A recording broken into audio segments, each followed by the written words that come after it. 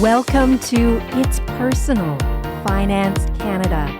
I'm Christine Conway. And I'm Cameron Conway. And this podcast is a very personal look at personal finance in Canada. Welcome to It's Personal Finance Canada. I'm Christine Conway here with Cameron Conway.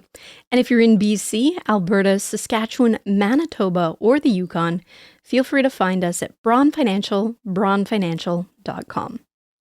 So this past week, a colleague recommended that I read 7 Habits of Highly Effective People by Stephen Covey, and I am so happy that I did.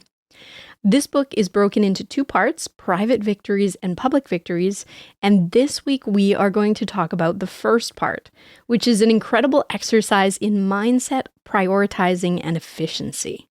Yeah, and as always, whenever we kind of look at these kind of books, we want to put our own little personal finance spin on it and just help you kind of take control of your own life and your finances so you can kind of make sure all your financial goals get taken care of. Absolutely. It's great to look at popular positive thinking books. This one takes it a step further and gets into organizational and actual tips for efficiency. And there's a few core concepts that really stuck out to me in this first section that I wanted to narrow in on today. And like you said, Cam, make that tie in back to personal finance. So those are the circle of concern and the circle of influence, beginning with the end in mind. And his very, very famous 4 quadrants of productivity. And don't worry if you have no idea what those things are because you haven't read the book, as I hadn't before this week.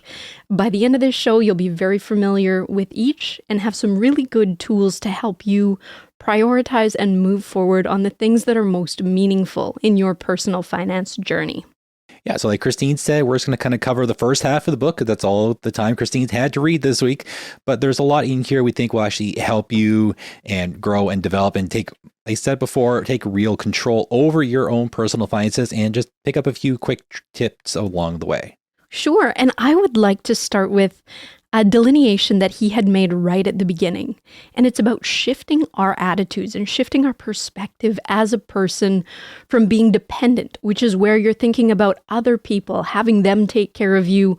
It's very much a you mentality, what you did or didn't do, to independence, which is an I mentality. I can do it. I'm responsible. I'm self-reliant, self-directed. To then finally getting to that place of interdependence where we focus on the we and we look at, as a society, as the people that we've aligned, combining our best efforts, combining our talents, our specific skills, and getting into the place where we actually be of greater benefit to each other and really share our victories. So the first 2 were the move into private victories, which is kind of what we're talking through today, that move from dependence to independence. And finally, as you work on the public victory side of it, which we may get into in a later episode, you will move into that interdependence space. And this is a really interesting perspective for me because we live in a culture that kind of sees independence as the be-all, end-all, right? Like that is what we praise.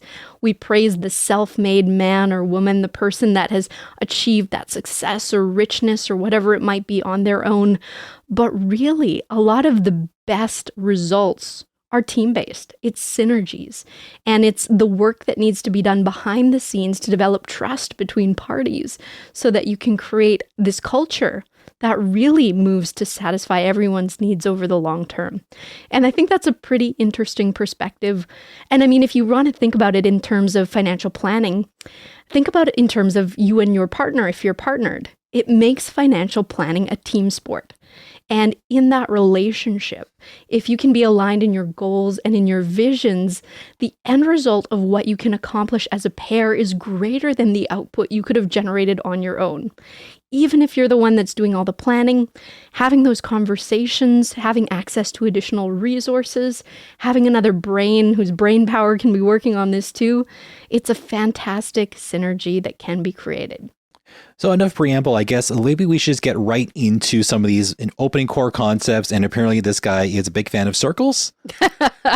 Well, this is one of my favorite core concepts, and it seems to be incredibly relevant today because we are living in a world today that has a lot of chaos. There is the markets, there's politics, there's unpredictability at every turn. And when you feel that out of control, it is easy. If you're someone like me that maybe has a leaning towards a little bit more than normal anxiety, you tend to get into these cycles of worry where you are ruminating, you are actively thinking over a problem and having your brain try to solve an unsolvable problem because it's something that you can't influence. So Stephen Covey's concept is brilliant, in my opinion. What it is he basically drew a circle. And he said, within this circle is every single thing that you are concerned about.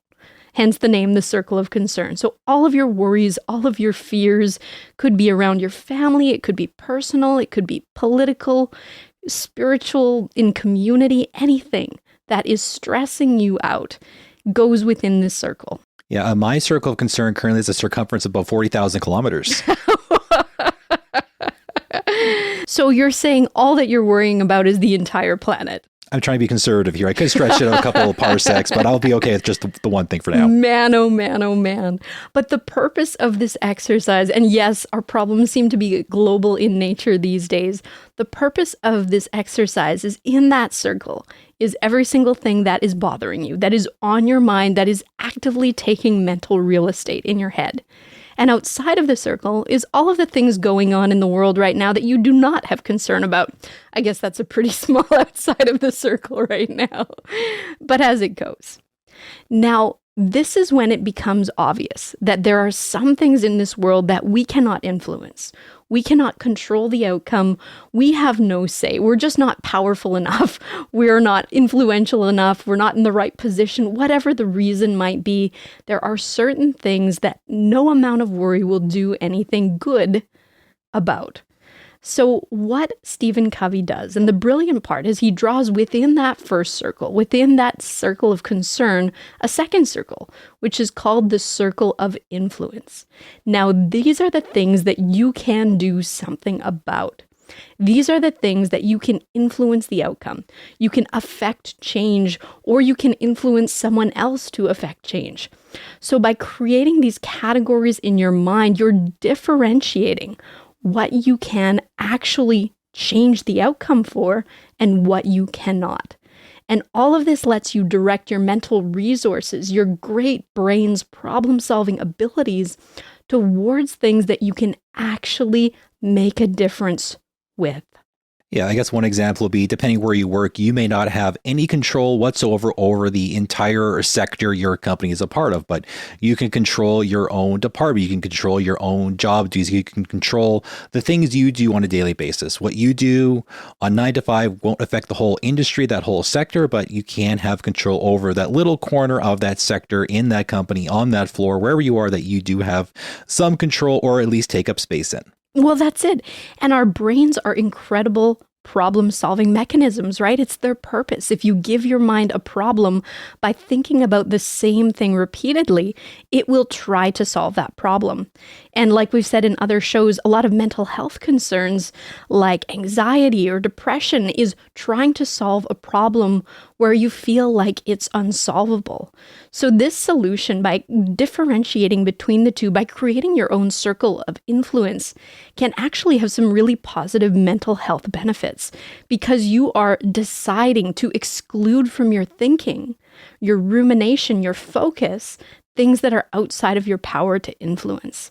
And you are proving to yourself that as you do influence the things that are important to you, that are in that circle of influence, that you have the ability to do so. So once you see yourself have a successful impact and a successful outcome towards something that was concerning you, that empowers you to want to do it again and to see things as challenges that can be solved rather than just problems that are sucking the life and the joy out of us.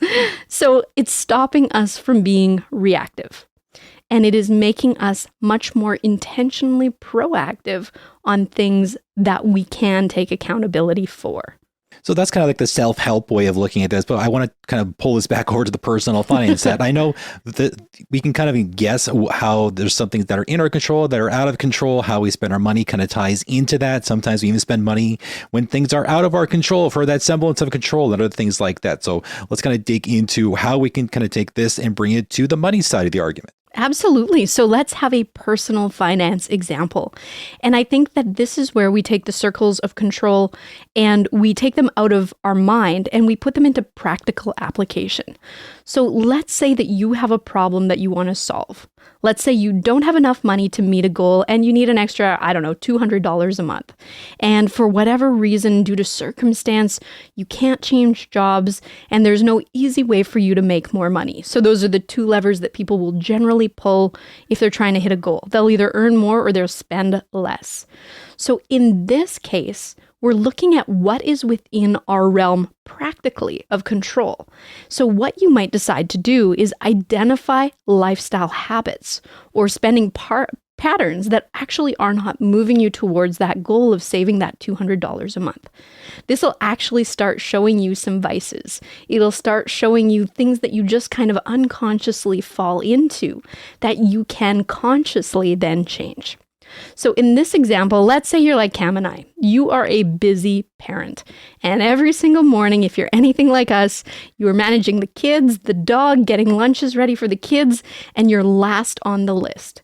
So you often find yourself, okay, this is maybe hitting a little too close to home, spending that $20 on lunch a couple times a week. And that is starting to add up.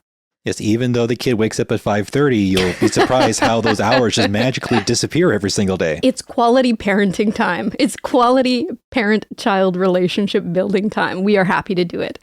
But if my goal is to find that $200 and I'm looking for leakage in my budget, where are areas where I'm spending where I don't have to?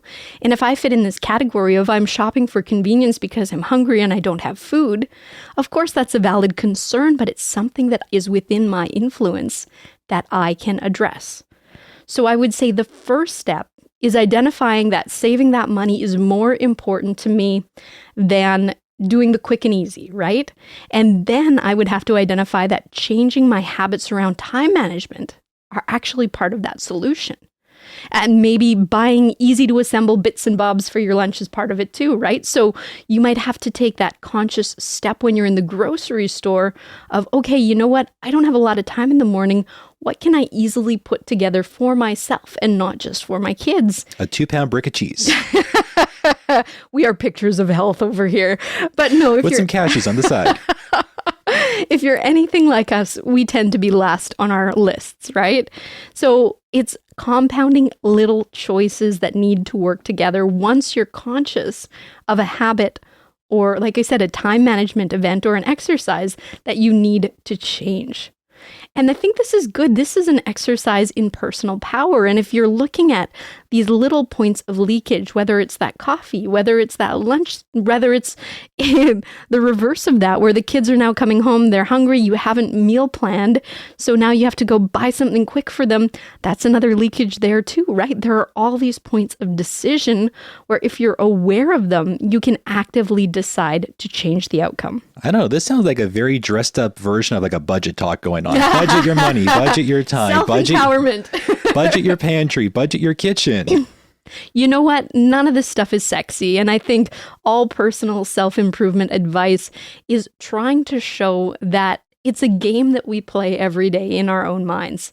And it is the same basic advice that we all know we need to follow. Eat healthy, go to the gym, spend time with your kids, be organized. But you know what? Sometimes you really need that why. You need that reason of doing it. And sometimes in personal finance, we have this really great mechanism that lets us think more clearly. And that's by having a measurable goal. And that measurable goal will then give you the ability to not think of it generally like I have to be healthy, I have to save money. It's I need $200. Where can I find it? And when you make it more practical, you make it more achievable. So what you tell your mind to look for, you will see more of. And what you tell yourself you need to do, you will begin to problem solve and find solutions that will move you in that general direction. Yeah, when it comes to like financial planning does not work without a goal. Like even our fancy new software will not work unless you put a goal into it. Our 5-page plan is just a fancy spreadsheet with some bells and whistles if you don't have a goal attached to it. Well, and the real power is in the conversations that we have. And while I respect DIYers for their initiative to do things themselves, there is so much that can come out of talking to someone that sees these things every day and that has seen the solutions that you need time and time again that you may not yet be aware of. And they can, through experience, bring up planning points, maybe that you hadn't thought of or hadn't seen. But yeah, taking it right from the book here, Stephen Covey had this responsibility. We think of the word responsibility. He actually broke it into 2 parts. It was the word response and the word ability, which is the ability to choose our response. So again, yes, that's very self-empowerment, but it's understanding that we have that choice to choose. And I'm going to read a quote from the book because I liked it a lot. Highly proactive people recognize that responsibility. They do not blame circumstances, conditions, or conditioning for their behavior. Their behavior is a product of their own conscious choices based on values rather than a product of their conditions based on feelings, end quote. Now say that 3 times fast. You know what? I stumbled over it. It might end up at the end of the show, but I stumbled over it about 3 times. So there you go. My reading abilities need a little help. But this is a powerful way to take ownership. And that is what I think Stephen Covey was trying to convey through this first section of his book. Yes, we cannot change some circumstances, but there is still a lot. Our reactions. There is still a lot within our control that will ultimately change circumstances over time in our favor if we look for ways to see the possibilities and to create options instead of feeling stuck. So it's this move away from being reactive and letting circumstances and other people control your outcomes. It's taking ownership of the outcomes and taking ownership of the place you are in your life right now. And that leads us right into the next point, which is his number 2, beginning with the end in mind. Yeah, I guess this number 2, it's kind of the what will happen if I do or do not kind of achieve my goal. Like this is kind of the typical, imagine yourself, it's during your funeral 5,000 years from today on a distant planet or something, whatever you want it to be. But just looking back on your life and did you do the things you wanted to do? Did you kind of slay those demons, achieve those goals? And was anything really worth it in the end? Well, you know, it's a funny thing because this is the second book that I've read in the last, 2-3 weeks that had this exact same scenario in it, where, like you said, the chapter began with you imagining your funeral and imagining all of these areas of your life. You as a family person, you as with your friends, in your work, in your community efforts, how you want to be remembered. And I think that people defer to the end because it's just such a defined, it's over now, right? So if we have that end point in mind, like the beginning of this chapter, it allows you to clearly see where you're wanting to go.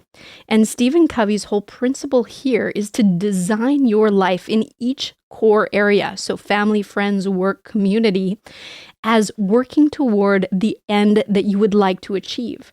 Now, this isn't necessarily just goals-based. This could be how you want people to perceive you, or how you want people, maybe a better way of saying it is to experience you.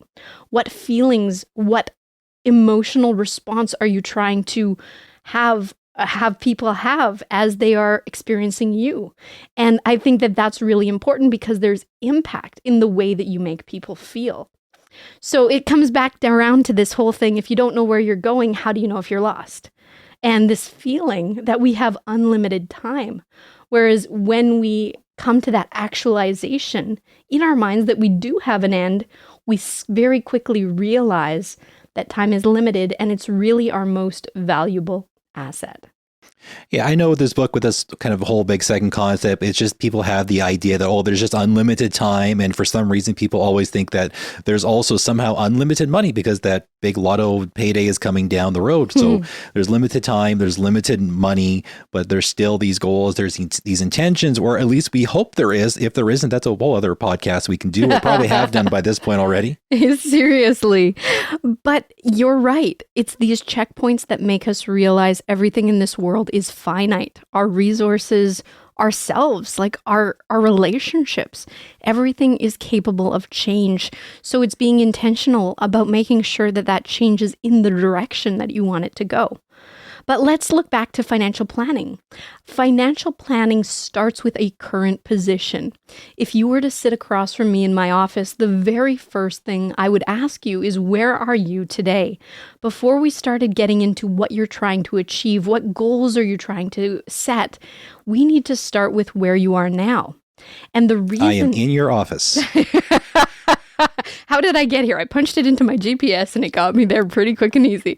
Well, no, but I think this is more airy-fairy, right? This is more the vision that you have for your life, or in a financial planning concept, the goals financially that you're trying to achieve. So I would like to get to retirement with X amount of dollars saved. I would like to retire at age XYZ. I would like to leave a legacy of whatever it might be.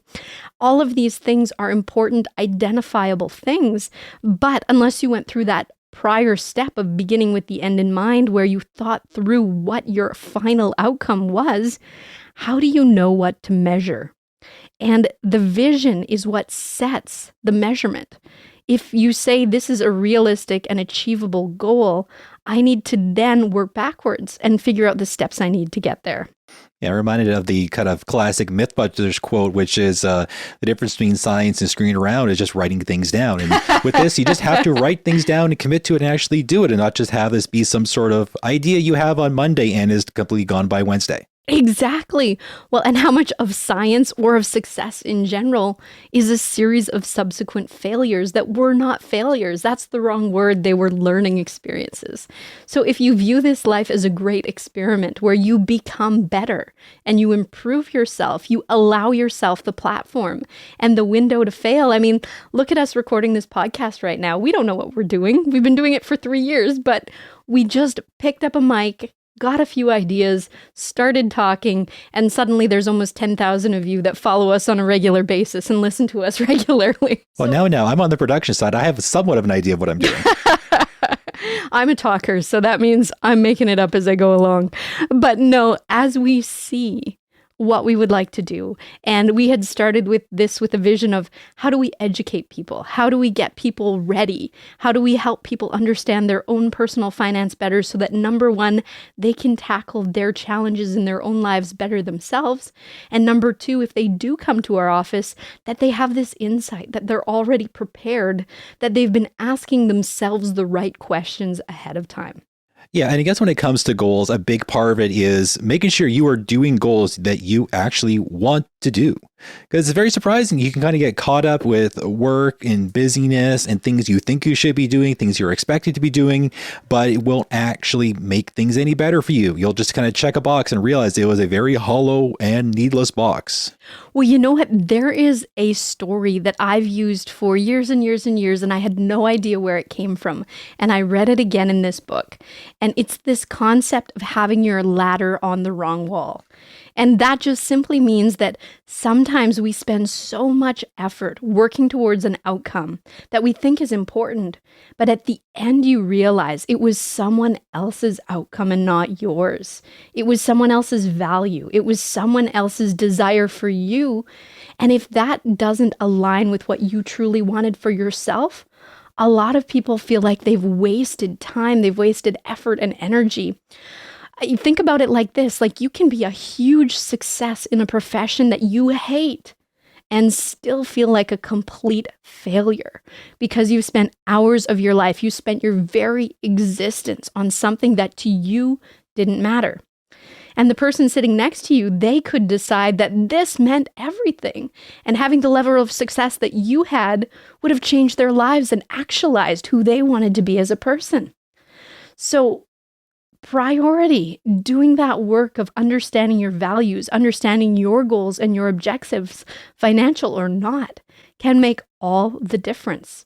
And judging yourself or allowing yourself to be judged by someone else's metric is a complete fool's errand, because it is absolutely irrelevant if their values are different than yours, or if their goals and priorities are different than yours. It's not always about money. It's not always about status. Sometimes it's about family or faith or community. All of these different things that matter.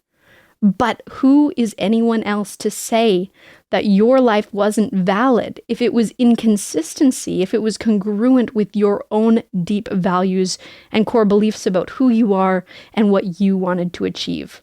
Really, what I'm trying to say is we are the only true determining factors in whether or not our life was a success. And the definition of success is a definition that you get to create for yourself as you evaluate who you want to be.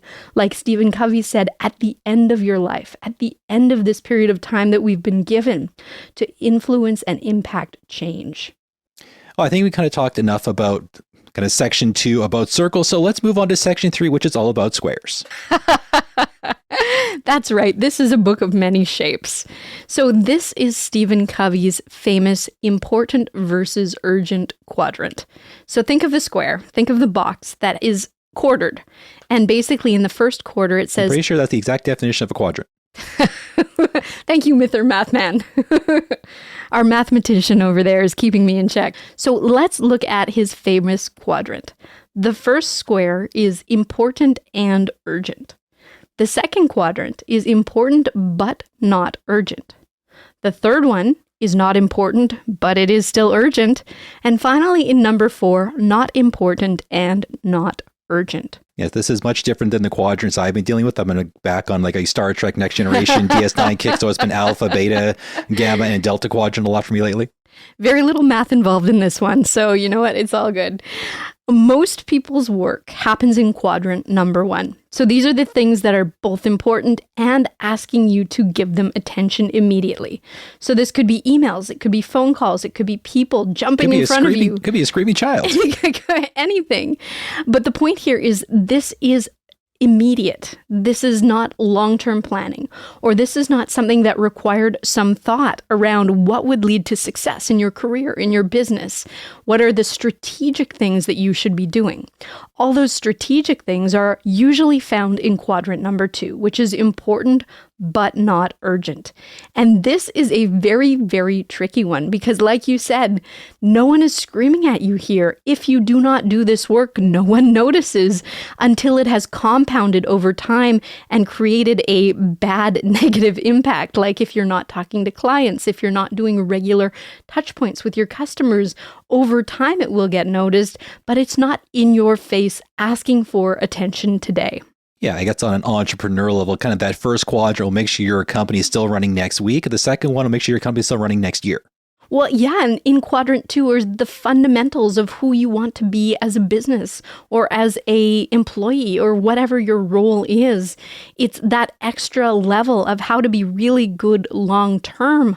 But it is so, so hard to ignore once you've dealt with the first quadrant, the call, the siren call, or the anxiety generated by something urgent, even if that thing, like in the third quadrant, is not important. It's hard to say no. It's hard to turn your attention to something that is not immediately asking for your input, even though it will have a greater impact on you over the long term. So really, this quadrant to me was an exercise of congruence. How congruent are the things that you are doing on the daily to your actual alignment with where you want to be when you did that begin with the end in mind exercise? Are you actually reflecting on how your daily activities will take you where you want to go? Are they moving you in the right direction? Or is it a lot of activity that is being generated that is not creating long-term growth? And this is the whole adage that you can be incredibly busy but not productive, or not productive on things that matter over the long term, or things that will create sustainability or good relationships over time, because relationships too take a lot of energy, a lot of time, and a lot of effort. And I mean, he had another great one-liner in the book that you're supposed to be efficient with things, but you've got to take your time with people, right? You can't have that same level of efficiency when you're dealing with people because you have to try to build that relationship and you have to seek to understand and seek to explain correctly. Yeah, and I guess to kind of round out the quadrant with the fourth part of the quadrant, which is the not urgent and not important at the same time, which because of how things have gone kind of in that circle of chaos that's been going on, that is my favorite part of the day. Circle of chaos. We've renamed it. Sorry, Stephen Covey. Yeah. Well, and this is an exercise in prioritizing. And this is an exercise of seeing how you can live your best life through daily actions today. And this really answers the question of, in your work objectives, if your job is in alignment with where you want to go and what you want to do and what you want to accomplish and what you want your colleagues or the people that know you to say about you at the end. The daily tasks don't diminish the value of the things that you do repeated every day because they compound and they create your life stone by stone, step by step. It is probably the most powerful thing in principle. The small things that are repeated, good or bad, have consequences and implications, and those will materially shape the platform that you're standing on later. Whether it's solid or whether it's rocky or whether it's a little bit flimsy, it's all being created task by task, day by day. So what is the solution for this? If you're in the position of delegation, if you have that ability, Stephen Covey said that delegating is the biggest statement of trust that you can place in another person, to say, you know what, I'm going to give this to you, other person that I work with. I'm going to hands off it, or to a partner or a spouse. And I believe in you and your ability. I'm not going to micromanage this. I'm not going to tell you how I would have done it unless you want that guidance. I am going to trust in your ability to think through and reason through this. And I'm going to believe that your output would be just as successful in this form as mine would be. It's a huge vote of confidence. I mean, you can do this for kids as well. Well, you're giving them more and more responsibility as they grow. Rather than taking that boost of confidence for yourself because you've solved a problem, you give that boost of confidence to them by allowing them to solve a problem, or cut up a piece of fruit, or set the table, or whatever it might be, help with making the meal. And in financial planning, it's making sure that you are having that alignment as well, that congruency in the activities that you are taking. Like we said in our previous example, that they line up with the goals. And if it's not something that you can influence, there was a great example in the book where, let's say you have an employer that keeps giving you more and more and more work. In the book, Stephen Covey had someone who created a timeline and said, you know what, you've already given me tasks A, B, and C. Now you're giving me this new one. Help me prioritize with me so that I can see what your objectives are, what makes you, my boss, my supervisor, happy, in the sense that you're still satisfied with my work, because I cannot do all of these things in the same time slot. So it's having the courage to speak up in those circumstances and to essentially say, help me help you in the most efficient way possible. And of course, not every employer will be willing to have those conversations, but if they are, it's a fantastic starting point for building that trust and to show that you are trying to create that alignment with them and with that organization. So that's the way that we saw part 1 of Stephen Covey's 7 Habits of Highly Effective People. Like I said, lots of room for self-improvement here for all of us. Even for us as we run businesses, there are always ways that we can look at our own lives and say, you know what, this could be more efficient. This could be kinder. This could have more gentleness to it. And I think that regular self-evaluation, whether it's personal, whether it's in your financial planning, is the way to keep that forward momentum to your goals. So if you'd like help, and if you're in BC, Alberta, Saskatchewan, Manitoba, Ontario, or the Yukon, feel free to find us at Braun Financial, braunfinancial.com. And until next time, take care. And all the best.